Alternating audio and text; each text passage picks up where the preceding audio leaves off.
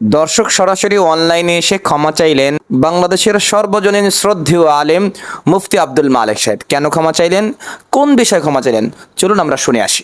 আসসালামু আলাইকুম ওয়া রাহমাতুল্লাহ। মাওলানা তাহমিদুল মাওলা, আমার এই পয়গামটা আম করলে ভালো হয়।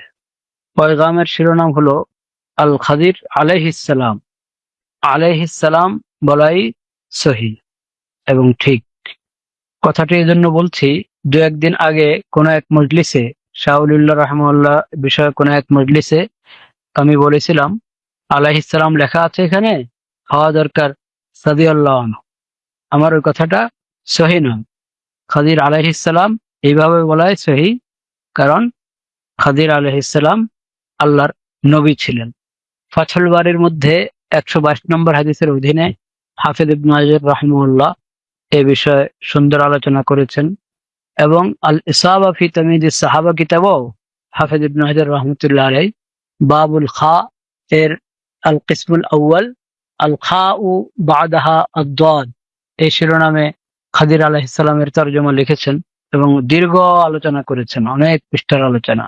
সেখানেও এই কথা জজমের সাথে দালায়েলের সাথে বলা হয়েছে, বলেছেন খাদির আলাইহিস সালাম আল্লাহর নবী ছিলেন। এবং আমাদের আকাবিরের মধ্যে মাআরিফুল কোরআনের মধ্যে হযরত মুফতি শফি রহমতুল্লাহ আলাইহি লিখেছেন, এবং হযরত মাওলানা হিফজুর রহমান সাহেব রহমতুল্লাহ আলাইহি কাসাসুল কোরআনের মধ্যে লিখেছেন। কাসাসুল কোরআনের মধ্যে জিলদে আউয়াল 375 নম্বর পৃষ্ঠায় আলোচনা আছে। আরো বিভিন্ন কিতাবে আছে। শাইখ ইবনে তাইমিয়ার মজমুল ফাতাওয়ার মধ্যে তো তাফসীর আলোচনা আছেই। বহরহাল, আমার ওই ভুলটার জন্য আমি দুঃখিত। আল্লাহ রাব্বুল আলামিনের দরবারে ক্ষমা চাই।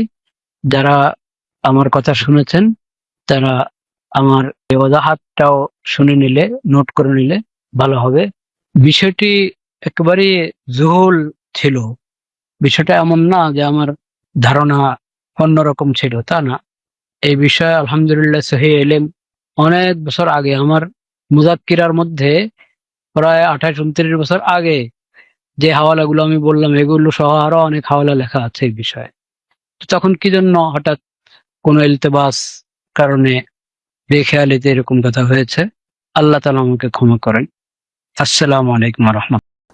একজন মানুষের মধ্যে কতটুকু তাওয়াদু থাকলে, কতটুকু তাকাব্বুর মুক্ততা থাকলে এমনভাবে লোক সম্মুখে সরাসরি ক্ষমা চেতে পারে এবং বারংবার, মানে আল্লাহ পাক এই ব্যক্তিকে এত উপরে উঠিয়েছেন জাস্ট শুধু তার তাওয়াদুতার কারণে, তার বিনয় প্রকাশের কারণে।